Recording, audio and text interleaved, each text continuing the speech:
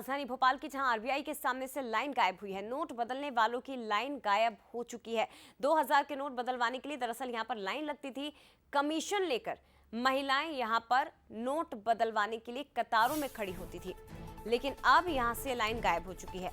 राजीव नगर बस्ती की महिलाएं अचानक गायब हुई। आरबीआई में रोज महिला यहां पहुंचती थी। बस्ती की महिलाओं की लंबी कतारें लगती थी 2000 के नोट बदलवाने के लिए। रिजर्व बैंक ऑफ इंडिया को अब तक 2000 के 2% नोट वापस नहीं मिले हैं। करीब 7000 करोड़ रुपए की वैल्यू है इन 2% नोटों की। 2000 के नोटों को रिजर्व बैंक में अभी भी एक्सचेंज किया जा सकता है, लेकिन ये बड़ी खबर है कि 2000 के नोट बदलवाने के लिए लाइन में जो महिलाएं लगती थी वो झुग्गियों की रहने वाली हैं। और आखिर झुग्गी वासी इन महिलाओं के पास 2000 के नोट आए कहां से, ये सबसे बड़ा सवाल है।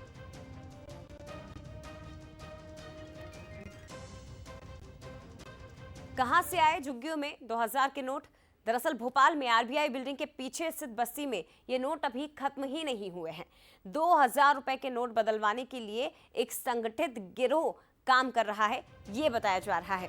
भोपाल के आरबीआई बिल्डिंग के पीछे ये नोट खत्म नहीं हुए। हर रोज घंटों लाइन में 200 महिला और पुरुष लगते हैं नोट बदलवाने के लिए। रोजाना बस्ती वालों को 2-2000 के 10 नोट मिलते हैं। 10 नोट एक्सचेंज कराने के बदले 200 रुपए ने दिए जाते हैं।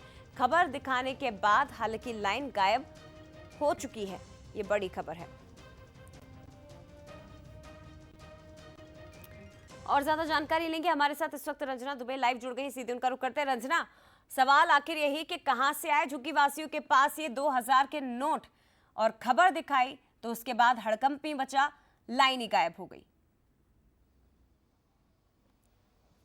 जी हाँ, बिल्कुल। जिस तरीके से 2000 के नोट बदलने के लिए झुग्गी बस्ती के लोग लगातार आरबीआई बैंक में लाइन में लग रहे थे, लेकिन अब वो लोग अचानक से गायब हो गए हैं, क्योंकि अब ये जो पूरा मामला है जांच के दायरे में पहुंच गया है। और खुद भोपाल पुलिस कमिश्नर हरिनारायण चारी मिश्र ने कहा है कि ये नोट आखिर कहां से आ रहे थे और क्यों इतने बड़े स्तर पर इनको बदलवाया जा रहा है, इसको लेकर जांच करवाई जा रही है। लेकिन बड़ा सवाल जया यही है कि कौन सा संगठित गिरोह है और कौन से वो कारोबारी हैं जिनके पैसे झुग्गी बस्ती तक पहुंच रहे थे, और वो भी बड़ी बड़ी लोडिंग ऑटो में, जहां पर एक दुकान पर जमा होते हैं और उसके बाद वहां से पहुंचने के बाद आरबीआई बैंक तक इन लोगों के माध्यम से पहुंचते हैं। आखिर 2 से 3 महीनों से जब इस तरीके की चीजें चल रही थी तो पुलिस को इस पूरे मामले में भनक क्यों नहीं लगी, और आखिर ये जो मामला है इतना लंबा क्यों खिंचता चला गया। दूसरी बात ये भी है कि इस बात को लेकर भी सवाल खड़े हो रहे हैं कि जब आरबीआई बैंक के बाहर सुरक्षा का मजबूत पहरा है, तो वहां पर जब लोग एक ही आधार कार्ड को लेकर रोज रोज नोट बदलवाने के लिए पहुंच रहे हैं,